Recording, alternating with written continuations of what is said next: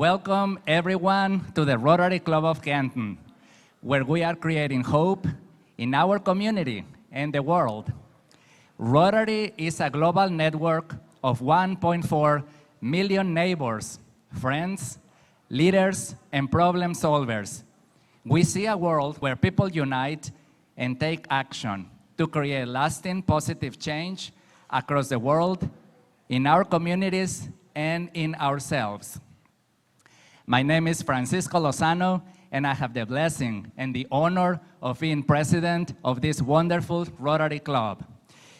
We are the largest and longest serving civic and leadership organization in Cherokee County. We are very proud of that. We are a team of professionals and leaders with a heart for service who volunteer to make our community better and happier. We have been serving our community since May the 20th, 1937. We have made a difference and we continue to do it. We are delighted to have you guys with us today. Canton Rotarians compete in local charity runs, host fundraisers, plant trees, clean highways and rivers. We build habitat homes and ramps for ALS patients. We support medical research, Alzheimer's and ALS. We promote literacy, provide scholarships, honor our local heroes in public safety and veterans. We support community charities, provide food for the hungry, do extraordinary work for children and young leaders, and we also promote mental health. And that's why we are here today. Thank you for being with us. I am gonna call our past president and incoming assistant governor, Greg Elder, to please lead us in prayer and pledge.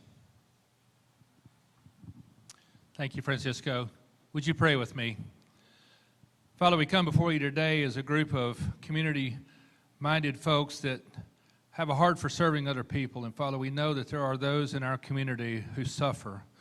They suffer with the disease of mental health. And Father, we ask you to just give us wisdom about how we might come alongside them and help them enjoy life to its fullest, as you desire for all of us.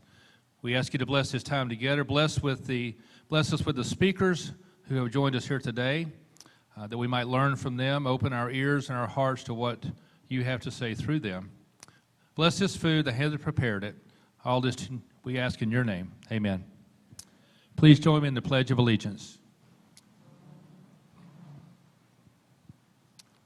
I pledge allegiance to the flag of the United States of America and to the republic for which it stands, one nation, under God, indivisible, with liberty and justice for all.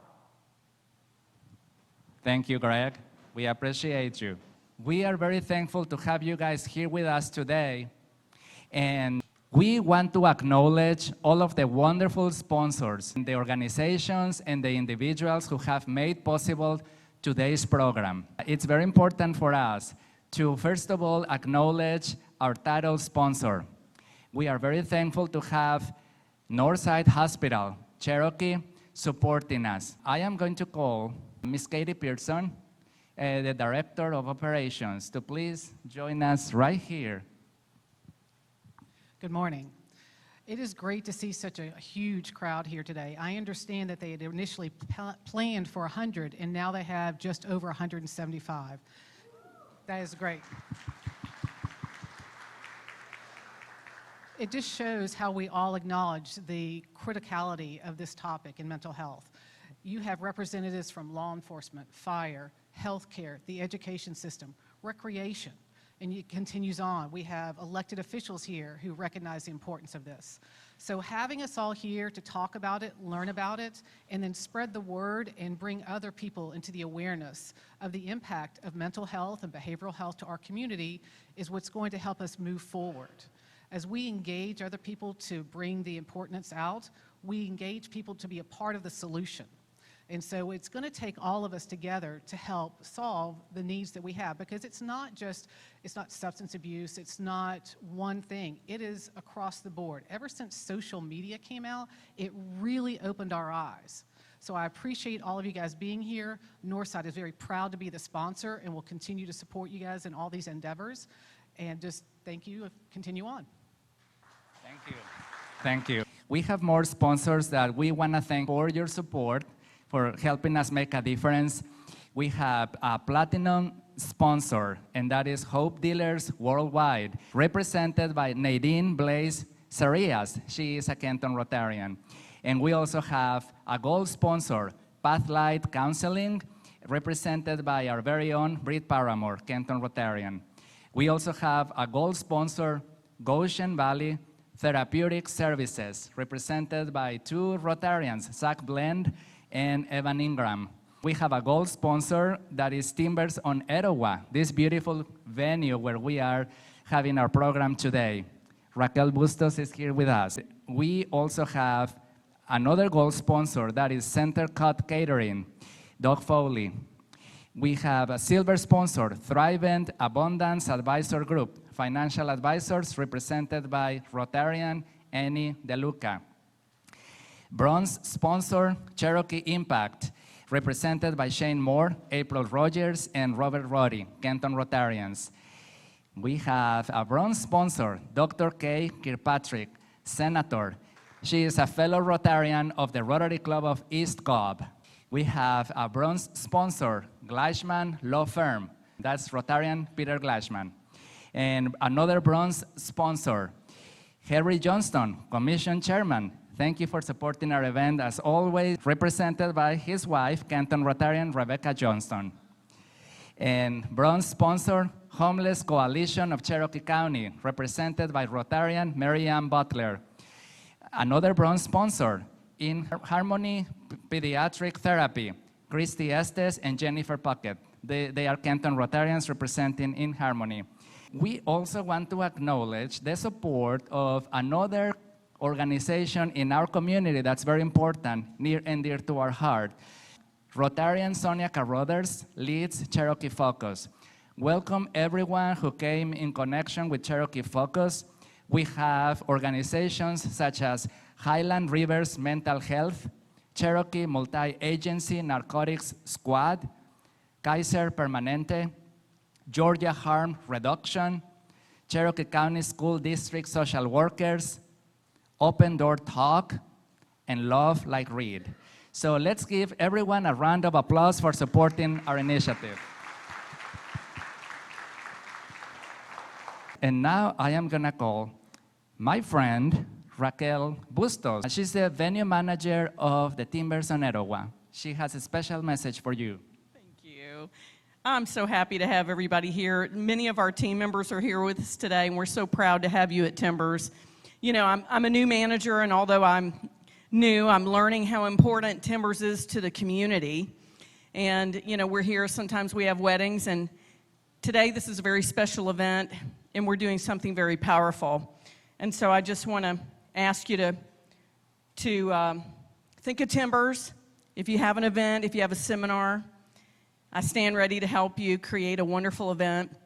And whenever you do rent space at Timbers, you support the valuable work of Liberty Hill United Methodist Church. Thank you so much. Thank you, Francisco. Appreciate you. This Rotary year, we have a special theme. Our motto is service above self, and we do service above self always. But every year, we have a different theme to provide guidance, encouragement, and inspiration to all of us. This Rotary year, our theme is Create Hope in the World. But how do we create hope in the world? We start by creating hope in our community, and that's what we are doing today. And in close connection with giving hope to people is promoting mental health. And in our Rotary Club of Canton, we have many Rotarians who are the epitome of promoting mental health. So today, I want to ask my fellow Rotarian and friend, Nadine Blase Psareas, to share a little bit about Hopedealers Worldwide and the Recovery Organization of Cherokee County. Thank you, Francisco. I love Francisco. What an amazing president he's served in our Rotary Club. My name is Nadine Psareas, and I'm the founder and president of Hopedealers Worldwide. We're a 501c3 nonprofit organization that serves those in the community whose lives have been touched by the disease of addiction and other mental health issues. What we specifically do in Hopedealers is several initiatives, but one main thing we do is crisis intervention. We counsel, coach, do treatment placement, and refer those who are in crisis in our community and in several other communities. We've served over 7,000 people in crisis, and we have helped them get access to treatment that they would have never been able to afford otherwise. So nobody's denied treatment. But one of our other initiatives is called the Recovery Organization of Cherokee County, the ROC. And I'm so blessed to have Jeff Breedlove here from the Georgia Council for Recovery. They're responsible for 48 RCOs, 44 RCOs, Recovery Community Organizations, around the state of Georgia. And what this is when people are committed to a lifestyle of recovery, it's a great place for them to hang out, go to support group meetings and social events that are drug-free and alcohol-free. And we have peer support coaches there who help encourage others in their recovery, reducing the stigma and loving them back to life with compassion and life. So one thing we do to reduce the stigma, the one thing we really are passionate about with reducing the stigma, which is a reason that we believe people don't ask for help, is because of the stigma. So one thing we do is we change our views to being person-centered, and we use recovery language. And when we put people first, when we stay person-centered and use what we call anti-stigmatic language, such as recovery language, we start seeing people asking for help. For example, we don't use words like clean and sober. Clean is used for dirty dishes and laundry, and are they clean or dirty? We say maintained recovery. So for example, Jason maintained recovery for 30 days. How long have you maintained recovery for? 2 weeks. So we shy away from those stigmatic words. Another word we don't use is addict or recovering addict or junkie. We prefer to say this is a person in long-term recovery, or this is a person experiencing a struggle with mental health. And lastly, we want to say we don't use the word relapse, right, Seth? President of the ROC? We don't use the word relapse. We say setback. So everyone's human, nobody's perfect, we all have setbacks. So we change our language and begin to help people view mental health as being person first and person centered. We increase compassion in the community, we reduce judgment, and as a community, we really help people heal and get well. So thank you, enjoy the rest of the show. Thank you, Nadine. We appreciate you. At Rotary, we love helping the community, and it's very important for us to help people be empowered. And sometimes all that's needed is that little sparkle of hope so everyone can find their own path and just have a happier and healthier life. And we start with youth. We support our children in our local elementary, middle schools, high schools, and in the local university, Reinhardt University as well. And we are so proud of the work we are doing. We look to always give people the confidence to believe in themselves and see the potential in each person we help, even if they cannot see it themselves. So that's very important for us. As Rotarians, we consider ourselves hope creators. And I would like to take a moment to acknowledge and thank the members of the Rotary Club of Canton. Canton Rotarians, would you please stand for a moment? Thank you. I'm sure you know many of them, and you have friends who are Rotarians. Please reach out to them. Be sure to talk to one of them before you leave. And if you are considering to join us in leadership and service to the community, please do that. We would love to see you and have you with us. So talk to one of these wonderful people that you just saw before you leave. We are happy to have you here. So now it's time to introduce a very important part of the program, and for that, I'm gonna need the assistance of our past president and programs chair, Rebecca Johnston. Thank you, Francisco. We at Canton Rotary are honored and extremely pleased to have Kevin Tanner, the Commissioner of the Georgia Department of Behavioral Health and Development Disabilities, with us today as our keynote speaker. Commissioner Tanner was named to the position, which serves as the primary government agency for all mental health services in the state, by Governor Brian Kemp in 2022. Prior to that position, Commissioner Tanner served as county manager of Forsyth County and served 4 terms as a state representative for District 9 in the Georgia legislature. In all, he has spent 33 years in public service. Commissioner Tanner received his undergraduate degree from North Georgia College and State University and earned his Master of Public Administration from Columbia State University. He has been heavily involved in community and civic activities in the North Georgia area for many years. He serves as a deacon and Sunday school teacher at Bethel Baptist Church, where his family has attended for 7 generations. Commissioner Tanner has been a Rotarian for over 24 years and is currently a member of the Rotary Club of Dawson County. He and his wife, Stacy, have been married more than 24 years. Stacy is a public school kindergarten teacher, and they are the proud parents of 3 daughters. Please join me in welcoming Commissioner Kevin Tanner. Thank you. It's always good to be able to come to a Rotary Club meeting. I've had a lot of these over the years. I'm a proud member of the Dawson County Rotary Club, former president of that club, former assistant district governor, so I know how valuable you are to your community, so thank you. It's great to stand in front of you today, and it's an honor to serve as the Commissioner of the Georgia Department of Behavioral Health and Developmental Disabilities. I'm deeply grateful for the opportunity to talk with this distinguished group. I'm also hopefully going to help educate some of you on what DBHDD is, because I know that many people really, you may have heard of it, but you don't understand exactly what we do. But I want to talk just a minute a little bit about what really has changed, I think, the conversation around mental health.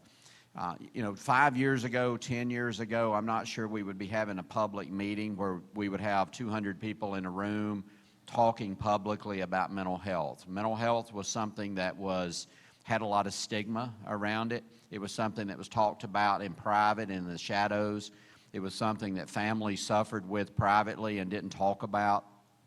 But over the last several years, we started seeing that change, and we started seeing community organizations, community groups, law enforcement, courts, families, others start talking publicly about mental illness in a way that is the same as we might talk about heart disease or cancer, and that's extremely important. And I think one of the catalysts for that change came about with House Bill 1013. This was the mental health reform bill, and that's been a pivotal step toward ensuring that individuals in our state receive care and support they need. This bill passed in 2022 by the members of the Georgia General Assembly, and it was crafted as a bipartisan piece of legislation under the sponsorship and leadership of the late Speaker David Ralston. The coalition of stakeholders, business leaders, educational institutions, local and state leaders, families, created a national model for how you could successfully pass significant mental health reform. And it passed unanimously in both chambers of the House of Representatives and was signed into law on sine die. And I've been around Georgia politics a long time. I've never saw the governor stop session and sign a bill on the final day of session. Very rarely do you see every legislator vote for a piece of legislation. I'm happy to have my friend, Senator Kay Kirkpatrick, who's been a champion in this area, for many years and someone we rely on under the Gold Dome here with me today. I was thinking as your president was talking about the Rotary International theme and motto for this year about hope. You know, when the late Speaker David Ralston stood in the rostrum after the bill passed, and he was holding back tears when he said, "Today, hope won." And our organization has taken up that quote and really has held that up in several different ways, which we'll talk about today, but it very much aligns with what you're striving toward internationally this year. Some of the key components of that legislation included enforcement of parity with normal health care. It was a federal law that was passed under President Bush that required insurance companies to treat mental illness the same and to pay for mental illness the same as they would physical illness. But there wasn't an enforcement mechanism. There is now that at the Georgia level.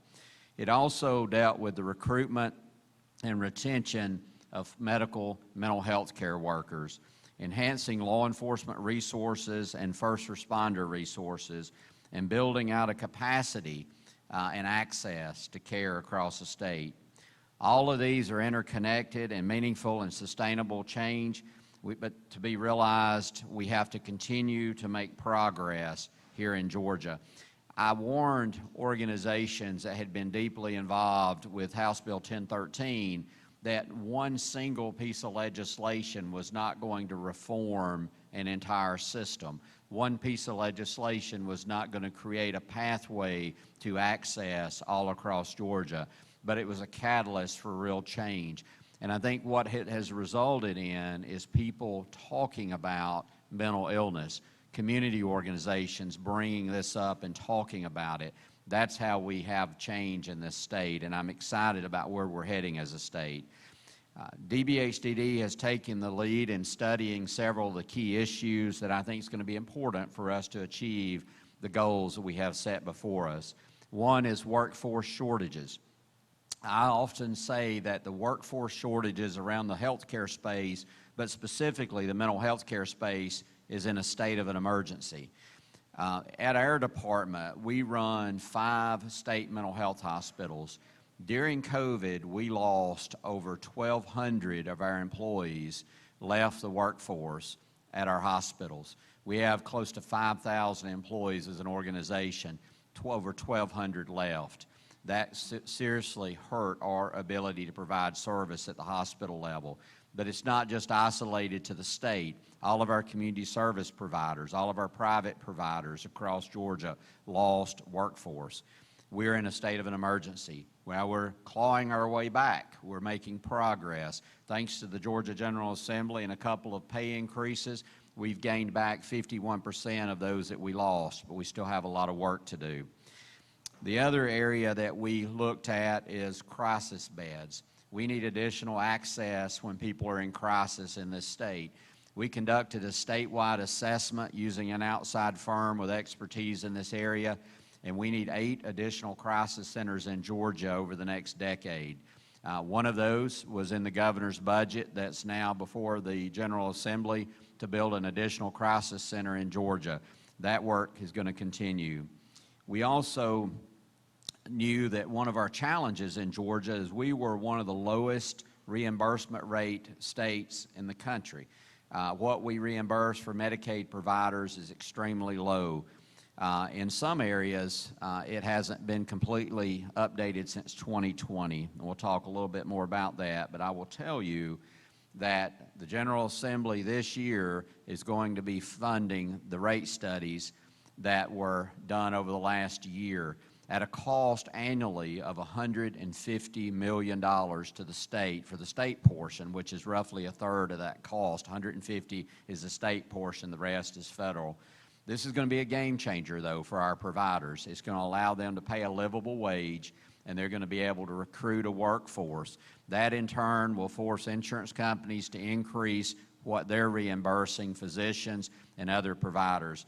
We're looking forward to this being sent to CMS at the federal level in May and hopefully getting a quick turnaround and getting those reimbursement rates implemented sometime over the next 6 to 8 months. The other challenge we have as a state is our forensic backlog. I see the sheriff and others here. We have too many people in our jails with mental health needs and not able to access care, and we'll talk a little bit more about that. We also are excited at our hospital system in Georgia. They've been dilapidated for many years. The General Assembly in the amended budget placed $60 million in the budget to do some much-needed repairs and upgrades to our hospital system, and we're excited about that progress.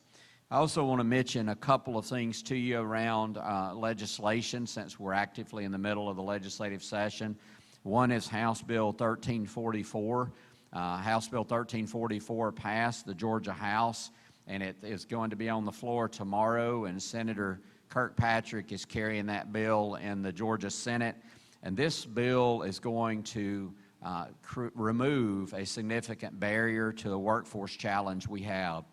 I'll give you an example. Here, I have an employee that works for us that has a Florida clinician's license and has worked in the Miami area for 12 years before moving to Georgia. She cannot get a Georgia license unless she quits her job, hires someone to supervise her, and does 1,000 hours of supervised experience. That defies common sense to me.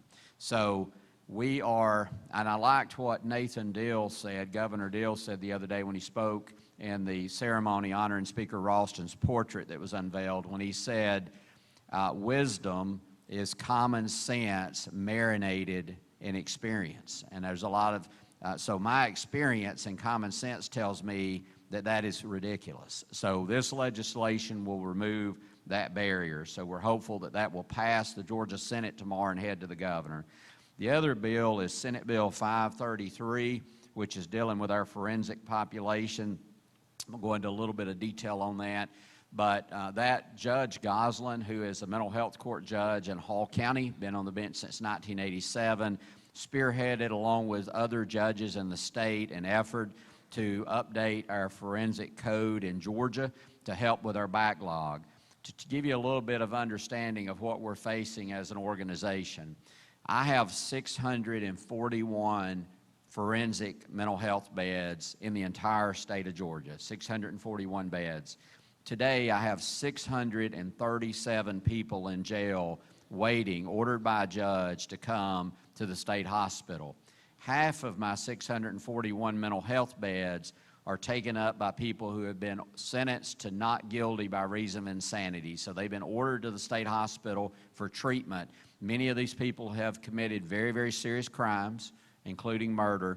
Their average length of stay currently is 9 years. So that means I'm only turning over half of my 641 beds. So I've got 300 beds to bring people from jails ordered for restoration services, and I have over 630 waiting on one of those beds. The numbers just do not work. We obviously need some additional bed capacity around the forensic population. The study that we did showed we had 119 bed shortage in the state, but that's going to take some time to complete. So we're not sitting around complaining and whining about our problems. We're trying to find solutions, and I'm excited that Cobb County, for instance, has stepped up, and we've got a partnership with their sheriff where he set aside a 20-bed unit in his jail. And we're paying him for the space, paying him for his staff, and there's clinicians providing services to people from all over the state of Georgia who come there from other jails to receive restoration services. And as a result of that, it's being held up as a national model. We also just recently opened one with the Chatham County Sheriff, who's got 14 beds dedicated to this program. I was down there last week. They've painted the pod. They have murals on the pod. It's amazing at the work going on there to help get these folks out of jail and back into society. And the Dodge County Sheriff is working to partner with us. We're going to give Dodge County a 30-bed facility that was a DJJ facility. We're going to pay to operate that facility in Dodge County, and they'll bring 30 people from other jails around Georgia to receive restoration services there. The average length of stay in our jail-based restoration services right now is 86 days to restore to competency and to get that person back into the criminal justice system and through the criminal justice system. So we're excited about that. The other thing I want to mention to you that I think is on a lot of people's minds today, especially around the harm reduction community, is the opioid settlement. That is going to be a big opportunity that Georgia has coming very soon. Georgia is set to receive a combined total of over $636 million from 3 opioid settlements that will be dispersed over the next 18 years. Over around $110 million has been dispersed into the trust account already here in Georgia. The Georgia Opioid Settlement Advisory Committee, GOSAC, everything in state government has to have an acronym, was established in May 2023, and they will be the advisory committee at the state level for these funds. Georgia's was divided into 11 regions for fund distribution. You're part of Region 1 here in Georgia, North Georgia, and we have what's called regional advisory councils. So every region will have an advisory council that will make determinations on what to recommend for funding. As the Commissioner of the Department of Behavioral Health and Developmental Disabilities, the settlement agreement designates me as the trustee of those funds, and it's important to me that we have a methodical and measured program, and we make sure that in 18 years, we look back and we can be very proud of where we are as a state. So it's going to be a transparent and a very open process. I will tell you that you should see an announcement from the governor and myself the first week of April announcing the rollout of the first grant opportunities. We will release a specific amount of money in the portal. Will probably open around April 15th for the first grant submissions. And this will be from things from prevention, from recovery, from Narcan, treatment, etc. One of the things, or some of the things we've been doing behind the scenes is we've developed a guardrails document, an inventory of the current resources available in the state so that we can identify what the needs are here in Georgia. We're excited about that. That will be coming again in the middle of April. Probably will be open for about 30 days and will close, and then the review process will take place. Some of the goals of this program is to implement school-based prevention programs, expand access to medicated access treatment, to access recovery housing, to access Narcan, and to conduct research on causes and consequences of opioid misuse. We're excited about this. I'm also excited about the partnership we have with the Association of County Commissioners and GMA. They plan to have all the local regional advisory councils appointed and in place by the end of the day, March 27th, next week. So we're excited about that. However, funding and initiatives alone are not enough. We must also address the pervasive stigma surrounding mental health, which continues to hinder individuals seeking help and access to vital services. Education and outreach are powerful tools in combating the stigma, and they play a central role in our efforts to promote awareness and understanding and acceptance. It is through community engagement initiatives that individuals are able to share their experiences, to seek support and access vital mental health services right in their own backyard. It is no more vital than now that we cultivate environments where individuals feel empowered to address their mental health needs and where collective efforts lead to positive changes. At DBHDD, we are celebrating those who serve their communities and exemplify the spirit of hope by embodying the mission and values of our department.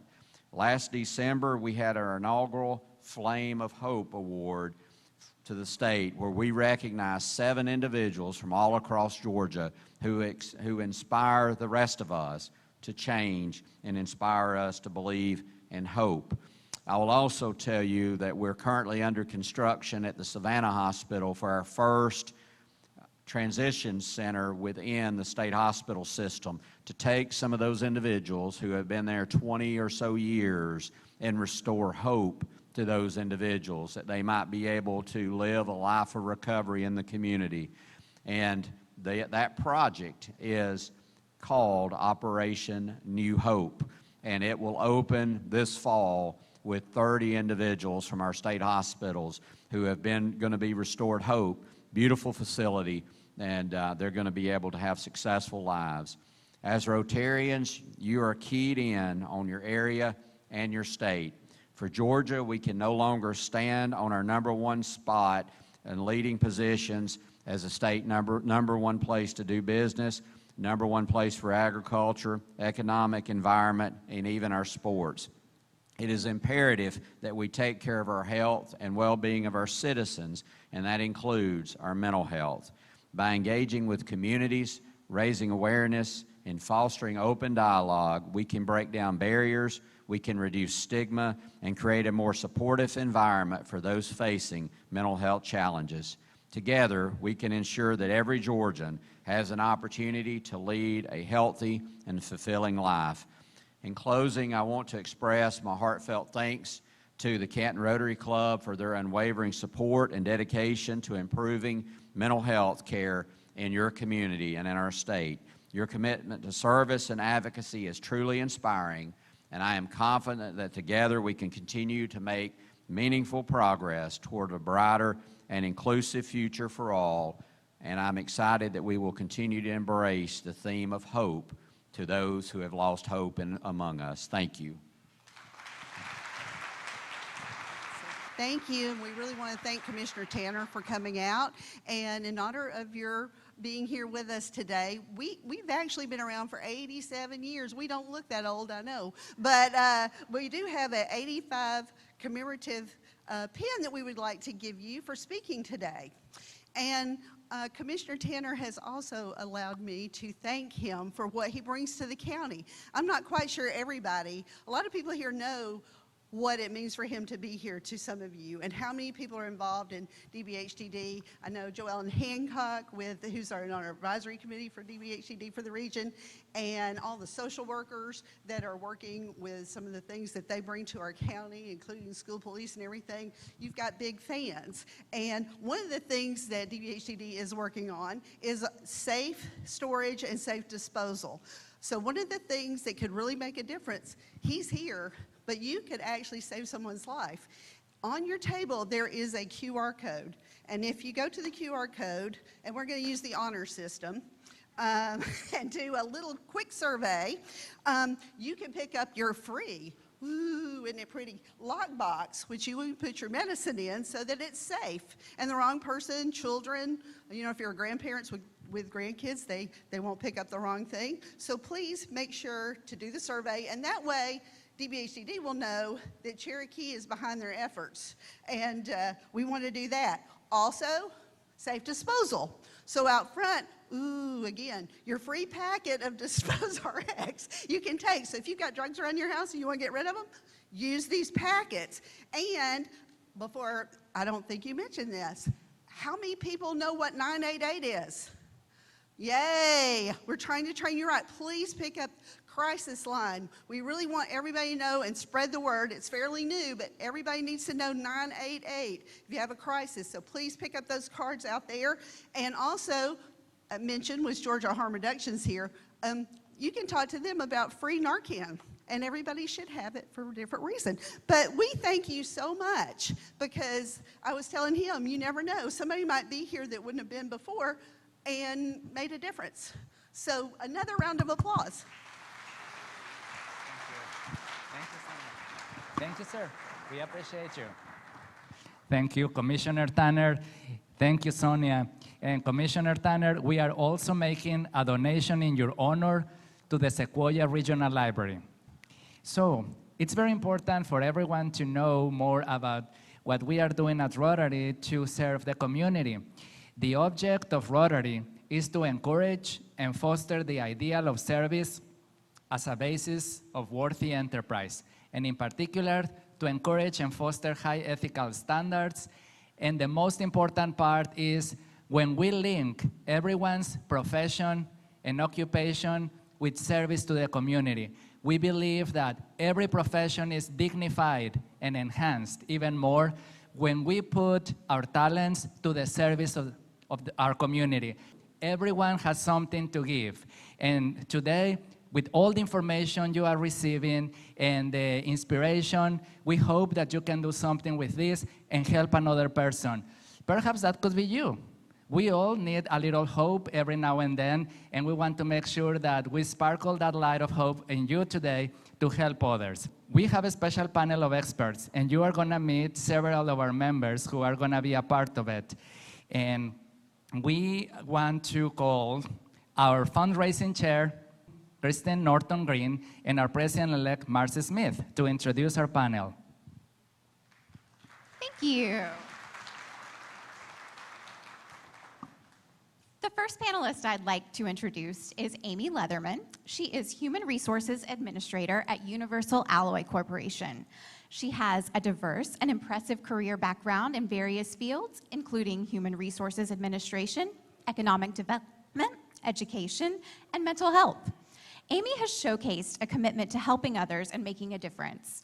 Her educational background in psychology from Florida State University, coupled with training as a global career development facilitator, further highlights her dedication to personal and professional growth.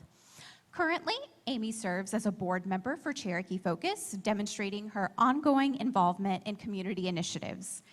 Amy's personal experiences with family members who have faced challenges with substance abuse and depression have fueled her passion for mental health advocacy, driving her commitment to ensure that individuals have access to supportive resources without fear of judgment or stigma. This empathy and dedication reflect Amy's compassionate and caring nature, both in her professional and personal life. Join me in welcoming Amy.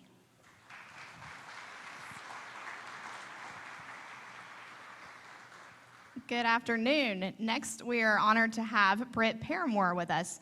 Britt is a licensed professional counselor and certified advanced alcohol and drug counselor with 15 years of experience in the fields of counseling, psychology, and clinical programs development.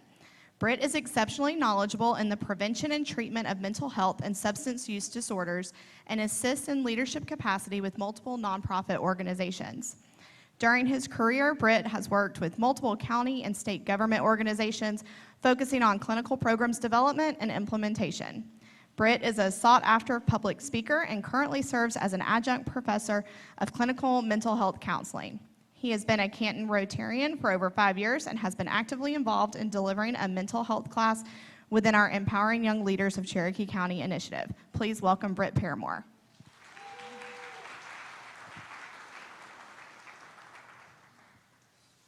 Our next panelist is Zach Blend. Zach has served as Chief Executive Officer of the Goshen Valley Foundation since January 2016. In his capacity as CEO, Zach provides long-term vision and strategic planning for the Foundation's 4 operating agencies, including Goshen's Behavioral Health Initiative, Goshen Therapeutic Services. Today, GTS is the fastest growing behavioral health agency in Northwest Georgia, with plans for continued scale in future years. Establishing a culture that embraces the mission of providing peace and purpose, Goshen has been named a top workplace by the Atlanta Journal-Constitution for 3 years running.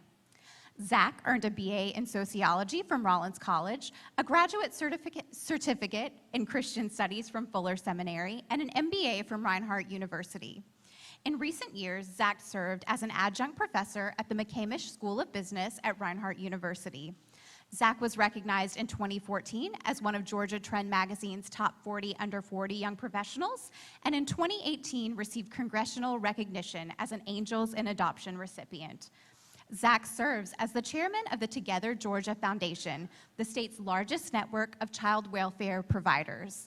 Zach has been a Canton Rotarian for 10 years and is a past board member of our club.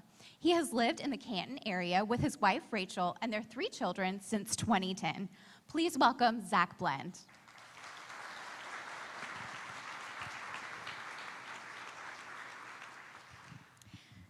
Well, you've already heard from our moderator today, Nadine Blase Psareas, but I'm excited to formally introduce her to you again.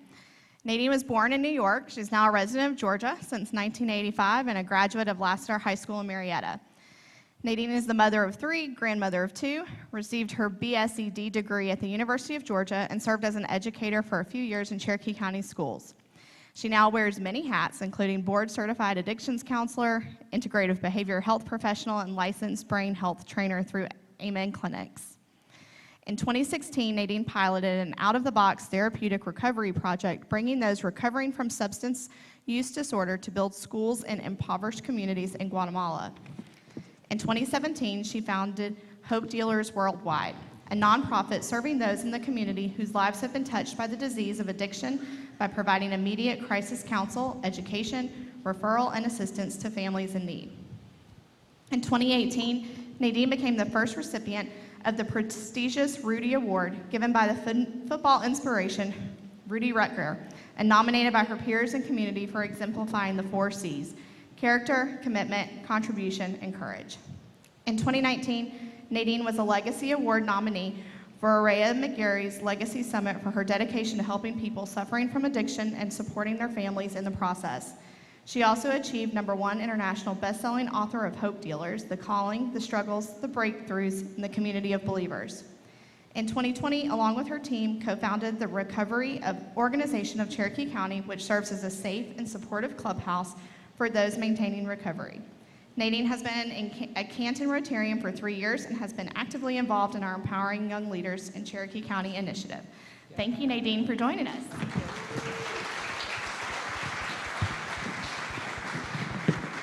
Thank you so much, Kristen and Marcy. And now Commissioner Tanner is also joining us for the panel.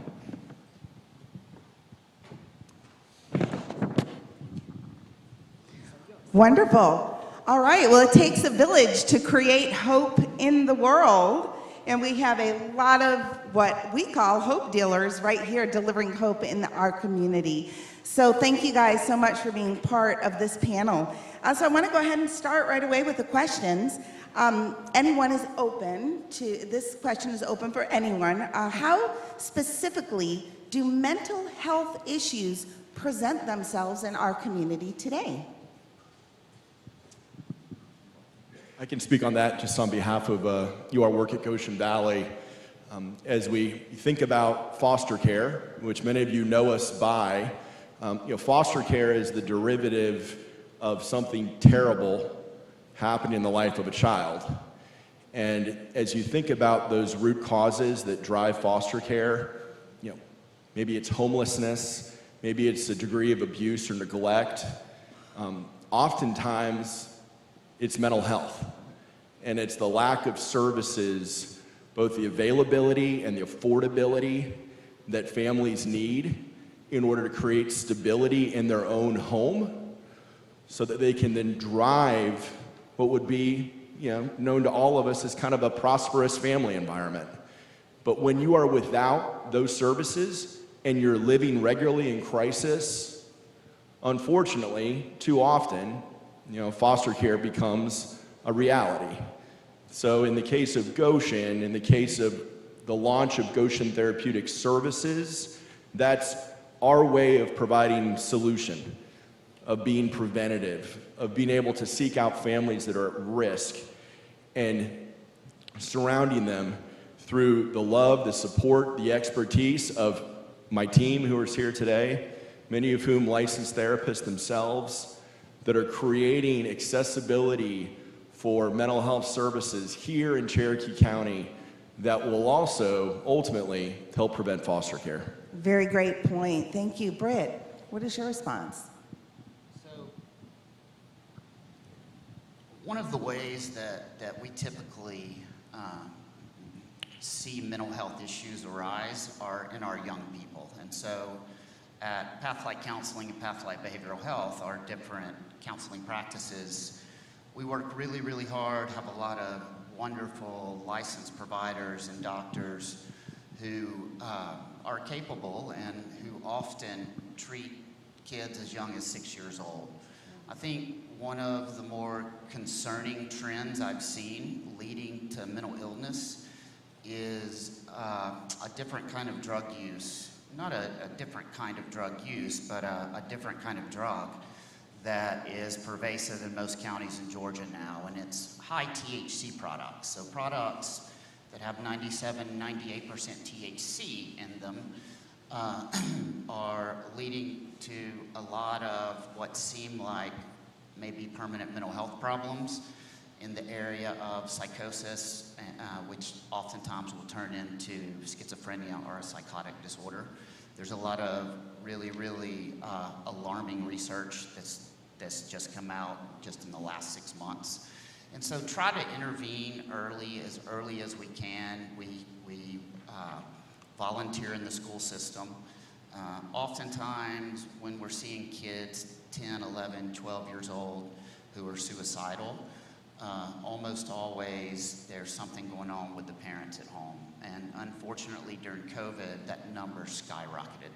I think that we did somewhere around 19 1013s just in 2020 alone, which was much higher. So this is not an individual issue in a family. I think it's a family issue, and intervening as soon as we can, I think, is a good approach to it. Hey, Commissioner Tanner, would you like to comment on how you see mental health issues presenting themselves in our community today? Well, I think you've heard some excellent answers, and I think one of the things I'm excited about, which is going to be a longer term, I think, solution, Dr. Constantino, who runs Mental Health Services for Children's Healthcare of Atlanta, is doing a lot of research in the area of the causes of eventual mental illness. And I think being able to identify when trauma occurs or something that happens, and then as a result of that, the person has a X% higher likelihood of developing schizophrenia or whatever in the future years, and being able to intervene early prior to the mental illness ever happening or occurring is important. He uses a quote, has nothing to do with mental illness, but there's a study that if a lady, a female, gets her second DUI, 70% of all women who have gotten 2 DUIs have been sexually assaulted in their past. So that just shows you that through data and tracking data, we may be able to intervene earlier, like we've heard today. So I think that's going to be important research. Great, thank you for your response. So we want to know, what are some of the common misconceptions about mental health in our community, and how can we educate our community more effectively? I think one of the more common misconceptions is that mental health is different from other biological diseases. And so I think that it's definitely stigmatized more. One of the initiatives we have in Cherokee Focus is to try to destigmatize mental illness in the faith communities. And so we will be going around to different churches, talking to different clergy in Cherokee County to train them on mental health first aid, what to look for, but to take it from the perception that this is a spiritual problem or a lack of faith to the reality that this is indeed a disease like any other disease. Thank you. I'll add to that. So I think it's a great point and a great program. The department is doing the Faith and Farm initiative. We've got one actually in Pickens County tomorrow at the Farm Summit. We kicked it off at the Ag Expo in Moultrie this year because we have a higher percentage of suicide among rural Georgia than we do in the metro area. And we also have a higher percentage among the agriculture community. I think a lot of that has to do with stigma and the fact that they're very proud people who have been taught you just have to be tough and dried up and just move forward, bottle up all those emotions. So I think it's so important to interact with our faith community and others to let people know it is okay not to be okay, and it's okay to ask for help. And that's a message that we all need to make sure we're spreading to our coworkers, our spouses, our families, our children, that, you know what, there's nothing wrong with having depression. There's nothing wrong with asking to talk to someone. It was mentioned earlier about 988, and I want to make sure no one leaves here today without knowing about 988. 988 is a 3-digit national number. We operate it here in Georgia. We receive 20,000 calls a month. You can call it 24 hours a day. You can talk to a licensed clinician. They can also dispatch a 2-person mobile crisis team with a licensed clinician anywhere in Georgia, anybody that's in crisis at any time, 365 days a year. It's a service our agency provides. I encourage you to spread that message. Only 16% of Georgians have heard of and know what 988 is, but yet we receive 20,000 calls per month. Yeah, I would just add to that the idea that mental health is somehow a disability. Yes, there are circumstances that individuals in therapy must face, must understand, must work on.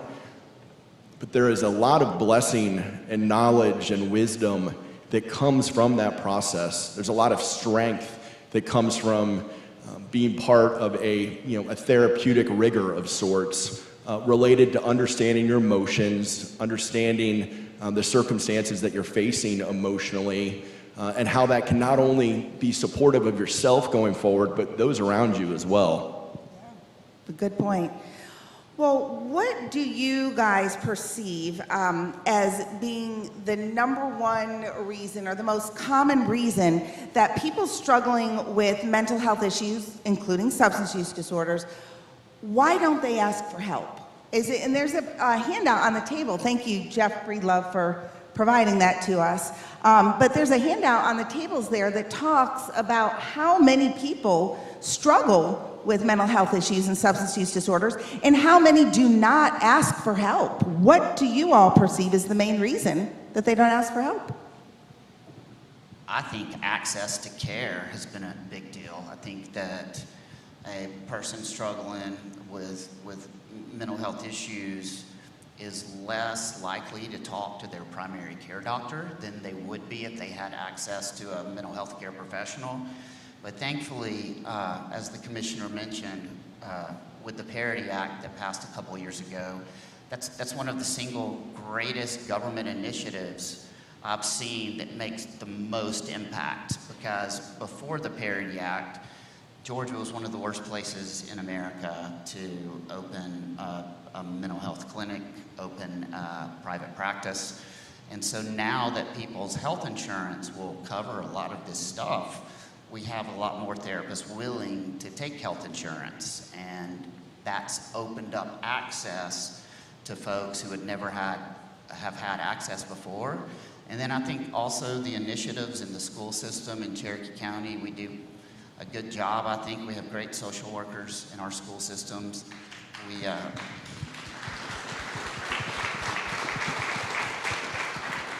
We have a program in Cherokee County called the Redemption Program.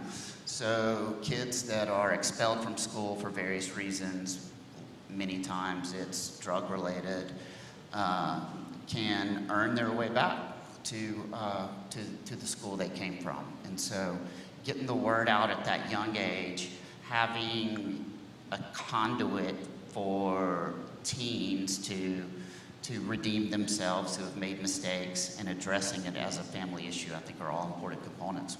Thank you. I think access is obviously a key. I think stigma is also probably the #1 issue, the fact that people are just ashamed and afraid to ask for that help. And sometimes they'll reach out maybe, and they're reaching out to the person, and that person doesn't know how to access care. Representative Todd Jones likes to talk about the easy button, that we need an easy button to access this system, because it can be complicated for people.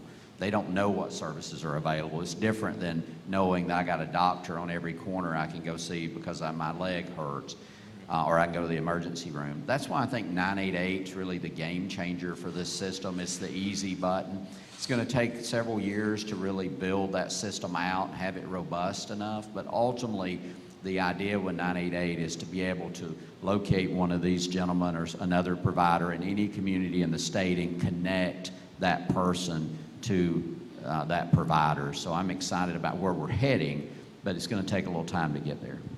Great, yes. Very thankful for 988. Anyone else want to comment on that? I know in the case of Goshen Valley, a lot of our vision is to create accessibility.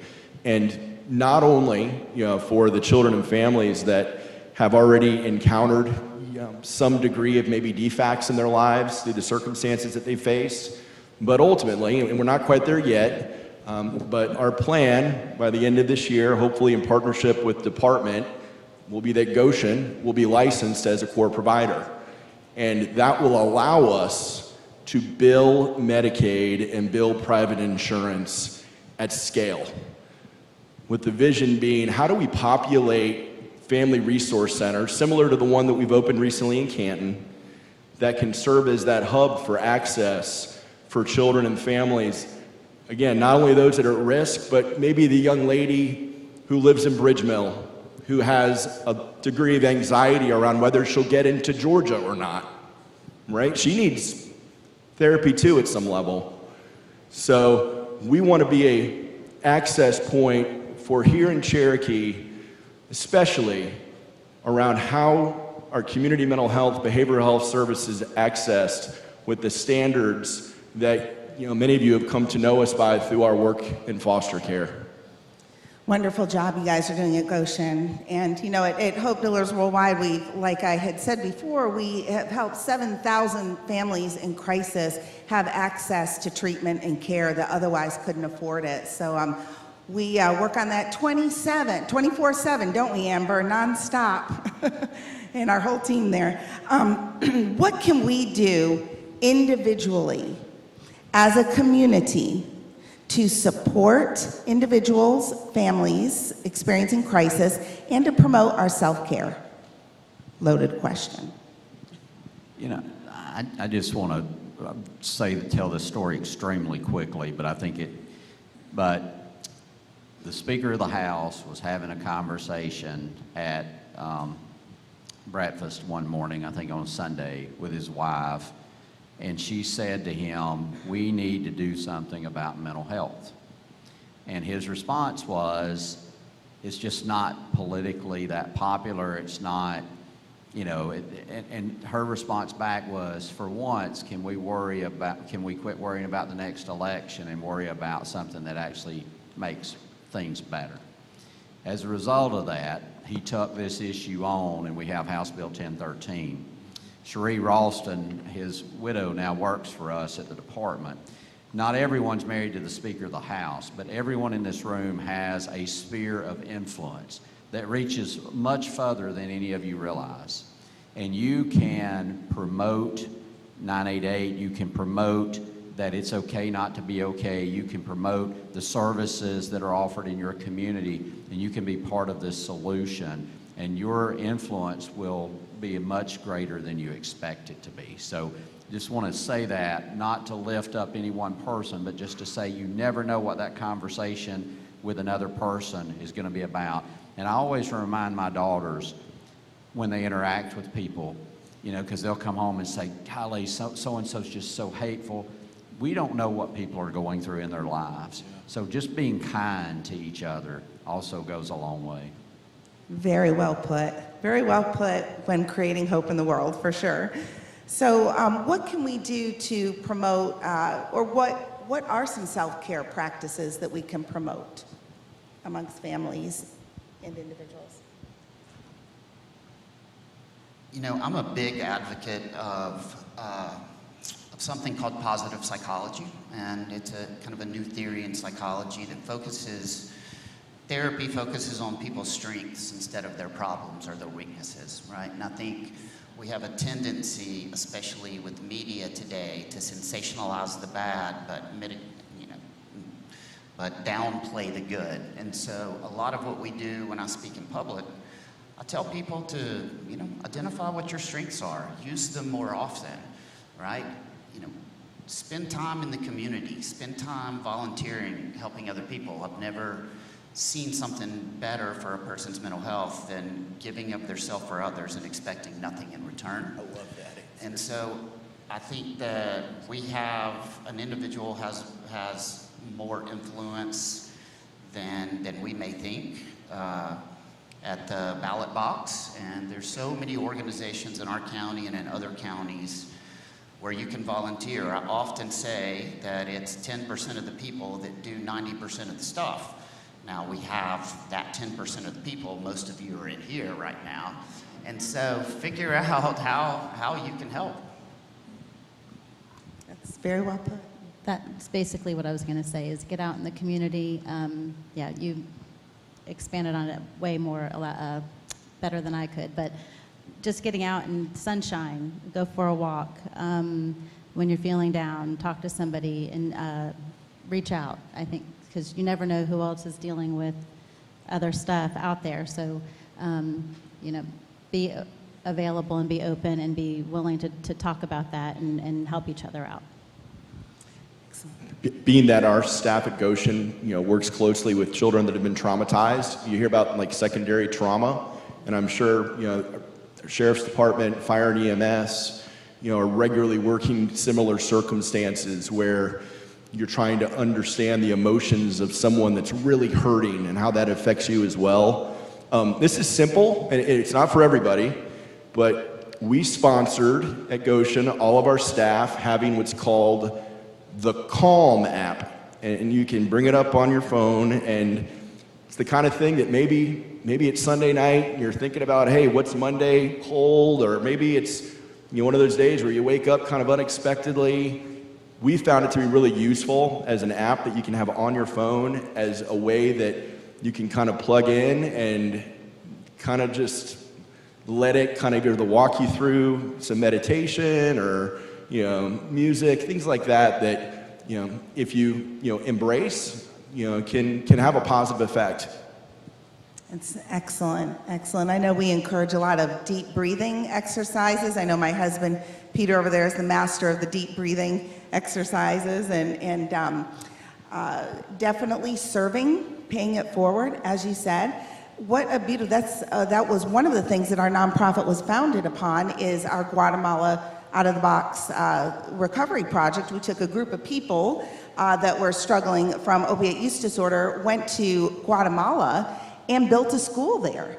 And when they connected with a purpose, you know, that service work is amazing. And if you don't know where to serve, well, you can come visit the Rotary Club, and we have plenty of service projects, and the Rock.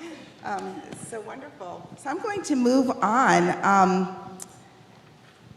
Amy, we would love to hear more from you about mental health at the workplace. How can the workplace promote mental health and well-being among employees? And provide us some examples on how mental health can be safely and effectively implemented in the workplace. Okay, this is the one I'm prepared for, I think. We'll see.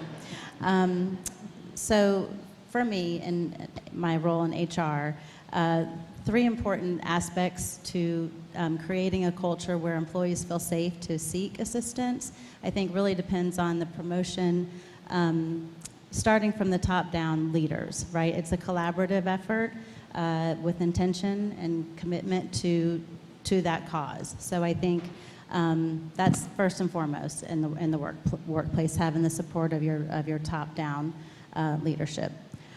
Relationships, you know, as we all know, are based on trust, respect, and dignity. And so I think the employer-employee relationship is just the same. That's no different in that relationship. A lot of times people think they can't go to their HR team or their managers because they're not sure how that's going to be perceived, maybe some weakness there. So developing that trust and respect. The other thing, employees can only access care or have resources if we do our job as an employer to communicate what those resources are. And then also, so it's our responsibility to do that effectively, and then also to make sure they know how to access those offerings. So with those 3 things kind of at the foundation, I think that's important for establishing that safe culture to seek care. At U.A.C, we do have, we start day 1 in orientation, just reviewing our benefits and discussing our traditional options for behavioral health, employee assistance program. We also have a telehealth service or plan that has a behavioral health component to that. We have a partnership with Marketplace Chaplains. who come. We've had that partnership since 2015. It's a 24-hour, 7-day-a-week resource for our employees. Chat, text, video chats, email. They meet with them on site. Also, and set up an appointment, maybe go get some Starbucks, that kind of thing, and that's has been very effective with our employee population. We also have, and she's in the room, there she is, Christy Cushing from Cushing Wellness. So she is our licensed professional counselor that we offer services to our employees who might have a higher level of care, a need for that. So she's been phenomenal and a great addition to our team. She really has been an extension to our UAC family and an offering and care. A few other things that we do. So we have a 3-pronged approach for wellness. So it's called UAC Strong. And so we focus on the financial wellness, mental health, and physical. We promote all of these things through our intranet and mobile, resource-specific mobile apps, having access easy, to their fingertips, easy for them to get to. What else? We have a monthly newsletter. We promote the suicide prevention hotline, the crisis line. We need to add the 988. That's one thing. But we have a page in that monthly newsletter that's dedicated specific to mental health resources in the community. Healthy lifestyle, we talked about that. Marcy, I think Next Step Ministries is in here. Goshen, I think we've supported. Chick-fil-A, the Move It, all these 5Ks that we pay for our employees to go. U.S.A. is a sponsor in most of those cases, but we also pay for their registration fees, not just for them, but for their family members as well, friends, to get out in the community. So they're getting out and doing that, getting that healthy lifestyle, but also that helps their mental health.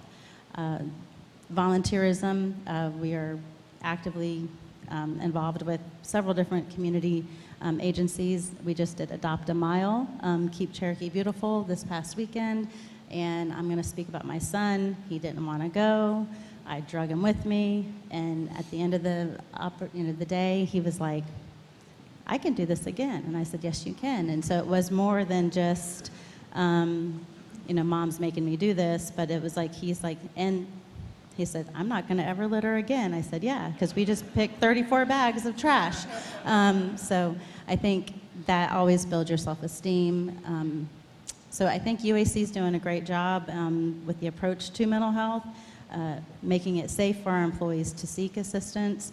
I do want to also talk about Christy. She did a training for our supervisors, I think it was last September, and showing that our employees, they perceive our supervisors as, they're way up here, we're down here, and they're not a person. So I think that training really helped to open the eyes to the supervisors on how they can relate more to our employees, and which helps to identify other issues. We have connected some employees based on supervisors identifying those issues, brought them to HR.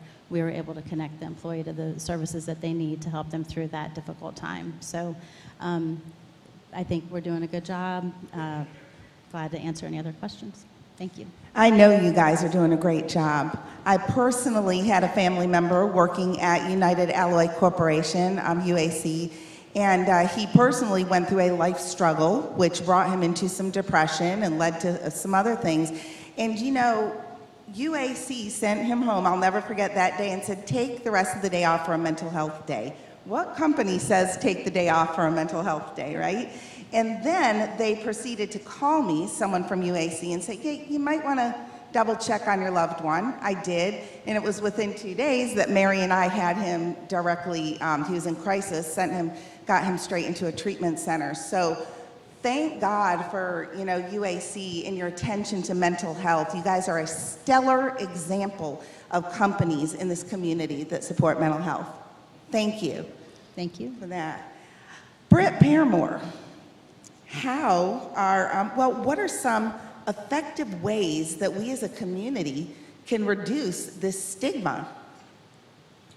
So that's a really good question, and events like this are really helpful to get the message out and educate.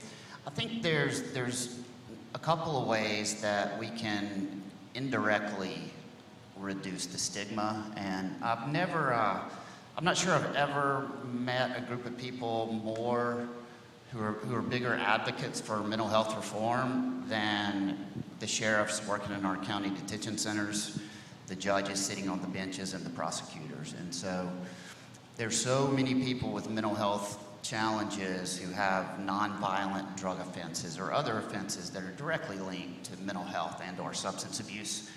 And so programs like the accountability courts, where someone who has those charges but has a mental health problem can get the treatment they need in one of these courts and not have this, whatever it is, on their record for long term. We've been very fortunate to operate an RSAT, or provide clinical services for the Forsyth County RSAT in their detention center, and it's nonviolent drug offenders. They put them through a treatment program within the county jail, and when they get out, they don't have to go to prison, and they don't have this on their record. So I think electing officials who are more treatment-minded on the nonviolent mental health and drug offender side prevents the stigma that comes from having these things on your record and trying to get a job and trying to get student loans. You know, and I think that once again, in the faith communities, I've seen a lot of stigma there. I'm encouraged that there's a lot of churches who partner with different therapists, psychologists, psychiatrists in their county. And when there's something that goes a little bit beyond pastoral counseling, that they'll make those referrals and oftentimes pay for those referrals. So the more we have access, the more we get the word out, the more we have people in leadership, in law enforcement, judicial system leadership who are treatment-minded, the less stigma I think is going to be attached to a lot of these folks. Thank you, thank you. So how can we encourage this safe, open dialogue about mental health within families and social circles? So many of the parents I've talked to whose child attempted suicide, they told me that, yes, we saw all the signs. In hindsight, we saw all the signs, but we just kept telling ourselves that couldn't happen to us. That's not going to happen to us. So I've talked to a lot of kids who, because of what they learned at school, were able to go home and share those things with their parents. And I think destigmatizing things, mental health at the family level, and encouraging people to talk about it, encouraging people that, you know, that this is not necessarily a disability, this is a disease like any other disease, and we are very blessed to have a lot of evidence-based treatments.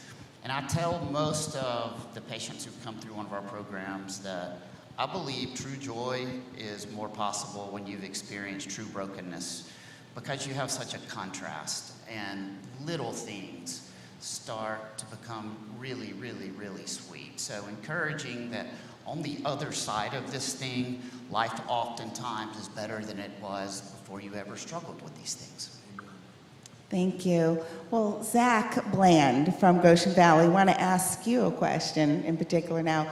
What do you, and it almost sounds like this question is repetitive, but I guess this is how important and how heavy it weighs in our community. What do you perceive is the overall reason that the youth don't feel comfortable reaching out for help? What is the role of Therapeutic Services for youth in promoting mental health in our community? And I'll ask the other questions after that. It's a lot. First of all, youth are distracted. They have their phones, they have YouTube, they have sports, they have their peers. So their emotions are kind of, I know this because I have a 12-year-old, her emotions are kind of all over the place right now. So what she's feeling is very different dependent on the environment that she's in or the people that she might be with. So trying to, I think, grasp that kind of time and that attention at a parental level, where you ensure as a parent to your child that it is okay to feel certain things and to want to talk about those circumstances, because ultimately I believe it's a relational matter. Even in a therapeutic setting, it's still a relational matter. But if you lose touch with anyone that you're close to, you lose the inability to speak into their lives or their circumstance. And at that point, that's when someone can feel alone, someone can feel desperate, someone can feel anxious. And the importance of keeping that relationship intact and finding common ground to have conversations around things that are difficult, I believe is how we move this forward. Thank you. And, you know, in addition to that question, what do you think, Zach, are the benefits of integrating mental health education into school curriculums, and how can that be done effectively? So I kind of think of mental health curriculum a little bit like, you know, learning to read, okay? If you only hear about mental health curriculum at school, but you don't receive any of that at home, you're not going to grasp or understand or really completely understand what it is that you're being taught. You know, think about your 5-year-old. What if they only were learning to read at school? How good of a reader would they be? They probably couldn't without that parental influence. So mental health still starts, finishes with a strong parent, guardian, mentor. That's then, I think, the ability for the schools to serve as a resource where they have the understanding at a broader level, but also ways in which they can connect a child or a family with a service provider. That's a role they need to play. But what are schools at a mental health level thinking about daily? They're thinking about substance abuse. They're thinking about bullying. They're thinking about suicidal ideation. They're thinking about school violence. All of that is baselined in mental health. What the schools can't become is the individual psychologist for every child in every school. That relationship has to start with the parent, and the schools then need to be educated on when there is a circumstance, whether there maybe needs to be some considerations made in the school, and at the same time, how they can connect that child and that family to a resource that can play more of an immediate role. Okay, thank you for that. Commissioner Tanner, how can government policies and funding mental health initiatives and programs such as the ROC, our Recovery Community Organization, and other programs, how can the government support those, and what programs are currently in place and working successfully? Well, through our department, we fund a lot of programs in the community. We fund the RCO programs through the Georgia Council on Recovery. We fund the Georgia Harm Reduction Program and the Medical Assistance Treatment Program that's here in Cherokee County out in Woodstock. But we have, we also fund a lot of school-based programs, APEX, mental health counselors in the schools. So the state can do a lot through money and through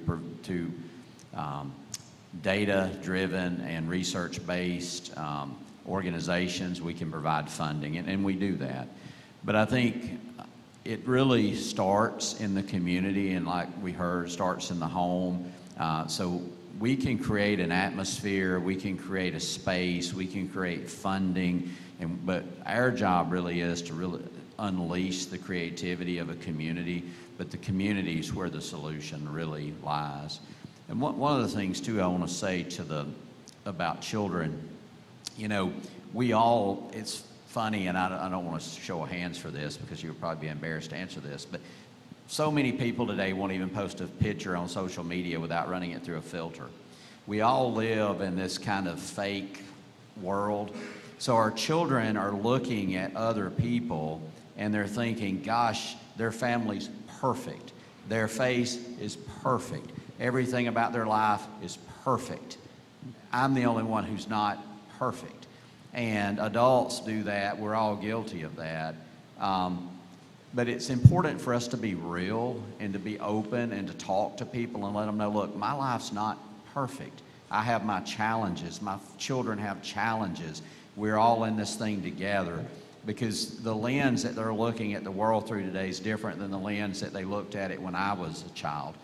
You might have had a bully at school, you might have had peer pressure at school, but then you went home and it was over with. You escaped it. Today, there is no escape for our children because of social media. So it's important for us to understand and have those conversations with our children and grandchildren so that they really understand, look, things are not perfect in anyone's life. There's challenges. And that's important for our young people to understand, because they're growing up in a completely different environment than I grew up in. Yeah, great point. And we want to thank you for all your hard work, and Senator Kay Kirkpatrick, I know she's here too, and Jeff Breedlove from the Georgia Council, and many others here who have worked on making this access to care more equitable, the Parity Act, all the hard work, blood, sweat, and tears y'all have put into it that helps people have access to mental health care regardless of socioeconomic status. So thank you for all your hard work, everyone. At this point, we want to open up the panel to the questions that you guys have. So I see Mr. Peter Gleichman over there has a question. And we're going to come with a microphone because we can't hear you. You guys be thinking of other questions too. Commissioner Tanner was making reference to what I consider an incredibly addictive drug that you don't need a prescription for, and that's social media. So the kids are suffering silently, and they're not necessarily going to their parents with what they're experiencing. So my question is, and this may be naive in wondering this, but are there any peer resources that can be developed so that a kid who is struggling with whatever it is that they're seeing on social media, whether it's the inadequacy or the cyberbullying, that they can go to a peer referral or a peer resource? Maybe that peer is the referring source to get to the professional help that we're talking about today. Great point. Peer support and services for those young people struggling. A couple of things on that. One, the department sponsors a youth peer program where we train young people to be peers. We also just was involved with about 450 young people coming to the Capitol, and they were peer coaches who were all young people that were being trained to be in schools, to be able to help their friends, etc. So there's a lot of programs like that. We also held a teen suicide summit in Augusta with about 500 people. So the more we can promote that, the better. We also are doing some promotion now on social media about 988. We also have opened up 988 to text and chat, because kids today don't talk on the telephone, they just text somebody or that type of thing. So there's a lot of work going on like that to try to create, because we didn't talk a lot about this, but I know Jeff's sitting here on the front. Peers are so important to recovery, and peers are so important to helping people get, whether it's forensic peers, adult people who have had addictive diseases, or mental health, and we also are training those youth peers. Thank you for supporting that program, for sure. Okay. Another question. Anyone else want to respond to that question? Okay. Looks like we've got a lot of questions, so maybe one at a time. Great. Hi, Darian Yarbrough, Community Engagement Specialist here at Open Door Talk. I know you talked a lot about destigmatizing mental health within religious communities. What about low-income or minority communities that might not have the access or resources to even learn about mental health and thus pass it through generations? Because parents aren't bad parents if they don't know or if they don't have the resources, so how could that follow through generations and follow with their children? One thing I'll mention just related to Goshen and our current efforts, in those circumstances, we work with many families that their immediate need isn't therapy, it's diapers for their children. It's actually food that they can put on the table for dinner that night. So we've created a food pantry to be able to connect, meet that immediate need, build those relationships, and then educate them on the counseling services and the parent coaching services which we make available. But before we start there, we start where they need it the most. All right, another question right here. Thank you to everyone for this very thought-provoking and very important discussion on a subject that concerns all our families here. My name is Anu Narula and I'm from the Rotary Club of Canton. And my question is for Commissioner Tanner. I heard this morning on BBC World News that 100,000 people, unfortunately, passed away from fentanyl overdose in 2023. Is the Georgia Department of Public Health and Mental Health and Behavioral Problems laser focused on fentanyl death preventions? And I know our club works in close coordination with our tremendous policing and law enforcement body here. And second quick suggestion, and that's as a member of the Indian American community, is yoga and meditation a part of some of the programs, Nadine and the rest of you, of the problem-solving aspect of it? Thank you. Yeah, that's a great question. So the number one place that addiction started for people who overdose on fentanyl and heroin is in the medicine cabinet at home.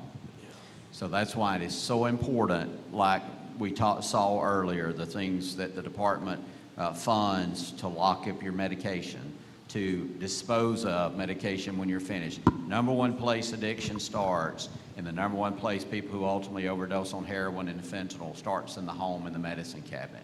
It's extremely important, so prevention's key. Second thing I'll say is that, yes, the departments, we spend a lot of money and funding a lot of community resources for opioid, both recovery, prevention, treatment. The RCOs that are funded, we fund here in Cherokee County a medication-assisted treatment program, but we're going to spend $636 million over the next 18 years from the opioid settlement dollars, specifically focused on what you're talking about. And as trustee of those funds, we've done a lot of work to identify what are the gaps in services around the state and what do we need to fund. So a lot of opportunities. The other thing, as far as yoga, absolutely. Just an example, some of our RCOs have yoga. Some of them have a music theme to recovery. So there's not a one-size-fits-all to what works for individuals, but yes, we're funding a lot of those types of. We have a program that does horse therapy for young people that we fund. So a lot of different types of programs. Excellent. Another including question. including art. This is a question for the Commissioner. Commissioner, I'm from the other side. The veteran issue is not discussed at the state, local area. We have the highest rate of suicide of any group out there. We've got the highest issue of mental health capability and disability going on out there. We've talked to Todd Jones about when 528 was coming out through the House bill. We've gotten grant funds from the state, or from the federal government. What is the state doing, if anything, to prevent veteran mental health? And right now you've got the 48th Brigade is almost totally deployed around the world. That's 5,000 veterans, husband, wives, living here in the state of Georgia that are now federalized and the state doesn't have any control over. What are you guys gonna do? And we have issues with 988 because no one talks about the Compact Act. I don't know if you're aware of it or not, but there is no Compact Act protocol in 988 right now, which allows veterans to get immediate mental health capability down to a hospital, over to the VA. And one of the issues there is the Department of Public Health can't tell us if the EMTs, EMSs are certified in acute mental health stress. Yeah, a couple of things. Number one, the Department of Behavioral Health and Developmental Disability was set up in statute to be the safety net of the system. So it's designed for individuals who don't have insurance or they're underinsured. And that's what we're funded specifically for. So the VA, we have what we call a warm handoff when somebody calls 988 to the VA hotline. But the Veterans Administration specifically responsible, and then in Georgia, the Georgia Veterans Group's responsible for VA services. So we're there for somebody in crisis regardless of who they are, what their background is. But for longer term care, we provide that warm handoff to the VA. We obviously know there's a lot of challenges with the VA in providing those services, but it's ultimately their responsibility, and they're funded to do that. But I'll be glad to talk more to you about any specific issues with 988, but 988 is set up to be able to, because if you call 988, it specifically will ask you, are you a veteran? And if the answer is yes, it connects you to a veteran clinician, somebody who has that specific experience dealing with the veteran population. I wanted to add something to that briefly. And so one of the things we do, we provide clinical services for a federally grant-funded veterans program through an organization called About Face. And we work with Jim Lindemeyer in Cherokee County. So on May 18th at the Veterans Park, we're holding a fundraiser that's going to raise money to provide housing and clinical services for our local veterans. We have a crisis right now, so I wanted to mention that to everyone. Thank you for doing that. Hey, what a great event. I really thank you guys and everybody for coming out. But I want to call attention, in addition to our veterans, 3 additional populations, if you will. That's public safety, fire, police, and our 911 communication officers. The fire department, our #1 killer of firefighters today is suicide. I'm confident that law enforcement is very close, if not shares the same thing. The people that are responding to these emergencies are dealing with things that you can't unsee, and they have the stress of life just like the rest of us do to go along with that. There's a population of people that live in a basement that answer those 911 calls, that dispatch us to those emergencies. They are unsung heroes. We do not recognize our 911 communication officers as much as we need to. And I ask this community to please get behind those people that work in that 911 center. Right now they have a program where their telecommunication week is just a month away, and it's Adopt a Dispatcher. Go to their website, 911.org, Cherokee911.org, and adopt one of those dispatchers and let them know how much we appreciate them and how valuable their services are to us, and I'd really appreciate it. Thank you.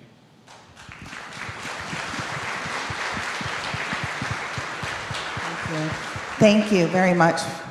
All right, excellent. I think that wraps up the questions, and now we have our Sergeant at Arms, Mary Ann Butler, and our membership co-chairs, Christy Estes and Jennifer Puckett. I'm going to slip over here real quick. So on behalf of the Rotary Club of Canton, we'd like to thank you so much for being here today, sharing your expertise with all of us in the community, and informing us and opening our eyes a little bit more. So we have our 85th Rotary coin for each of you, and a thank you card. So thank you so much. Thank you all. Thank you. Thank you again. Jennifer and I have worked with kids with special needs for 25 years, and seeing what's going on in our littles population and seeing how mental health has affected even kids as little as 3 to 5 years old is really sad, is really upsetting for us. So all that you're all doing up here for mental health has such an impact on our community, so we thank you so very much. Yes, and I just say, as a music therapist of 20 plus years now, not quite 25, we know the issues are real, and I think we should talk about the real issues, because even if you have insurance coverage, your deductibles may be $10,000. So you may not have access to the care you need due to lots of different reasons, and I think we need to continue talking about the issues we've talked about today, as well as the issues we see day to day, because it will keep you up at night. If you see some of the things we see. So I am so encouraged by the number of people that showed up today. I think this is a wonderful start for us to start talking about all of the real issues that are facing our community and facing our families. So thank you for being here. Francisco, thanks for heading this up. And we would just like to present some certificates of appreciation. Commissioner Kevin Tanner, we appreciate you so much. Thank you so much. Nadine Psareas, thank you so much.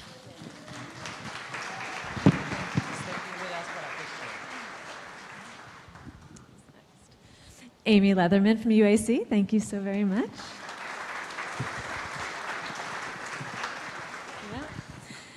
Britt Parramore, we appreciate your time as well and all you do.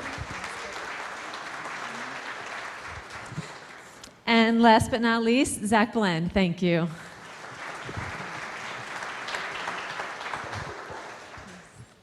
Excellent. Thank you, everyone, for joining us today. We are so happy. We hope that the information that you received today has inspired you for yourself and for the loved ones that you have in your life and other people. Please remember that I once heard this, that the kindest people are often those who have been hurt the most. And I know we have a lot of kind people around here that have a story to tell, either a personal struggle or a struggle with someone you love, someone in your life. So it's important that when you have been transformed by this type of struggle, share that process with others and help others find a light and spark that little light of hope so other people can find a better life. And I wanted to remind you that your mental health is just as important as your physical health. There is no shame in seeking help for your mental health. You are not alone in your struggles. Your mental health matters more than any external validation, such as your career or education. Healing is not linear, but it is possible. You are capable of creating a positive mindset and outlook on life. Mental health recovery is possible and starts with seeking help or offering help. You are worthy of a life filled with joy and happiness. We are very thankful for you guys being here with us, and thank you for helping us create hope. We hope we have inspired you and take all this information with you to make a difference, because our community is very important, and the well-being of the community starts when we have champions like you guys helping us promote mental health and helping others. On behalf of the Rotary Club of Canton, thank you to our speakers, our panelists, and everyone who helped with their leadership and their hearts for service. Thank you so much, everybody.